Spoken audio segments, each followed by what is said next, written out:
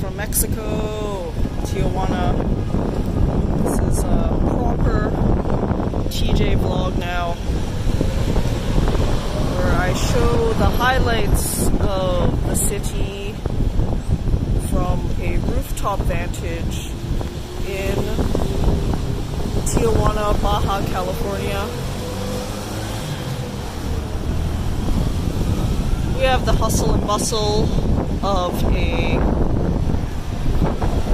1.5 plus million strong city.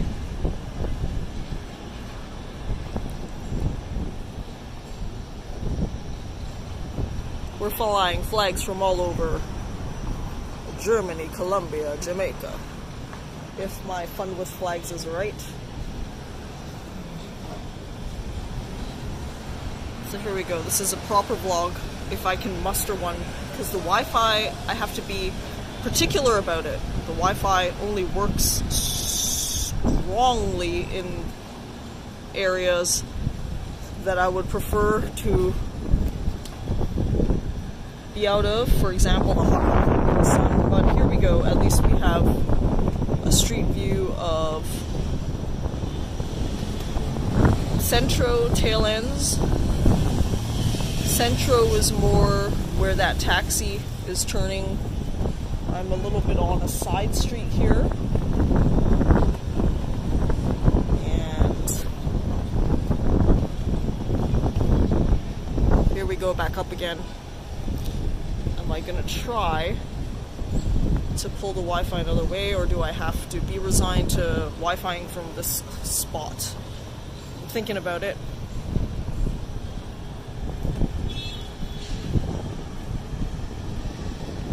I like that this crane here is Mexican themed as well.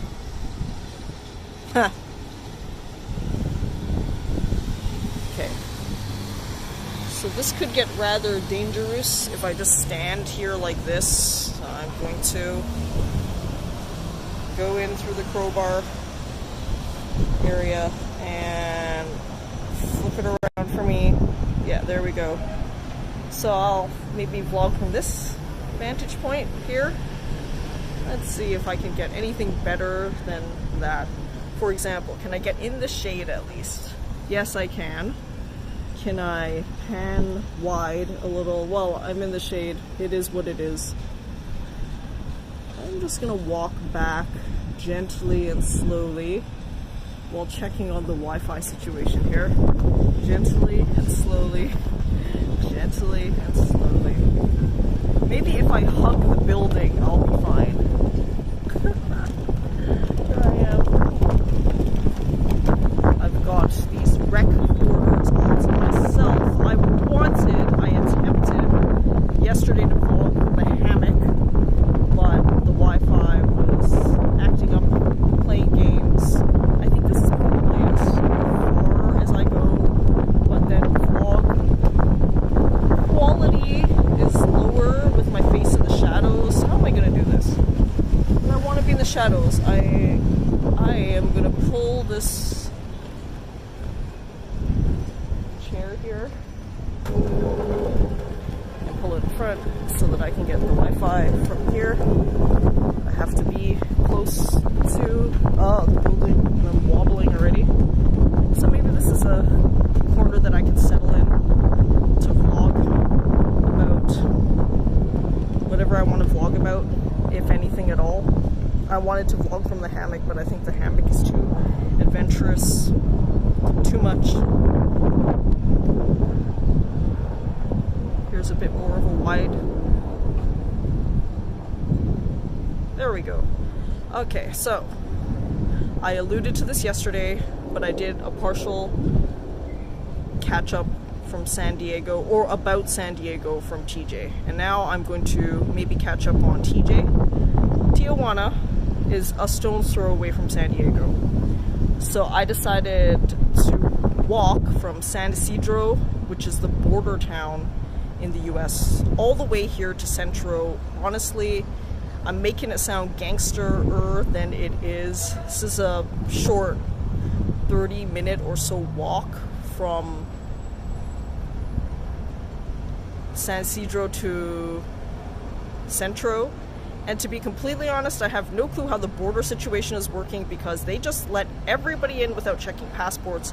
I double-checked with the border guard several times, warning that I'm Canadian. Do I need to do anything? And he just waved me in consistently and steadily. So I'm here, but who knows? We'll maybe have a bit of an adventure at Tijuana airport later when I fly out to Cabo. So my overall impressions are good so far of Tijuana. Like any city that has a reputation, you just have to keep your wits about you.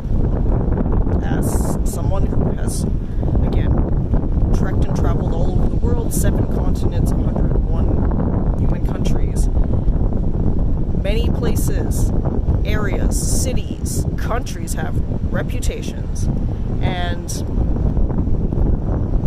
the answer is more nuanced than just the reputation. Right?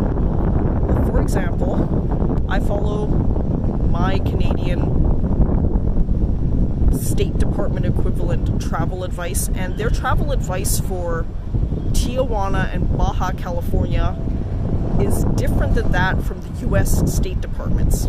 US has recommended against non-essential travel, but Canada has only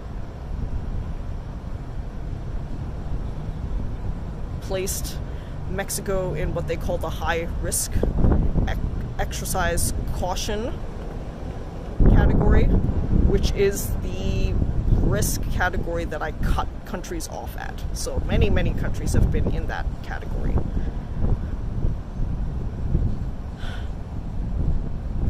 So to me, as a foot pedestrian walking through city streets of Tijuana from the border into Zona Centro, I think Tijuana has been like any other major city in Latin America and around the world. If you keep your wits about you and just stay with the crowds in tourist locations during the day, you are fine. The problem is in anywhere in the world. If you venture out at night and you have proclivities towards drugs and alcohol, that's when you get in trouble. Now, no judgment on those activities from a moral standpoint, but just know that that's stuff that can get you into trouble because you're in a compromised position of your own doing, right?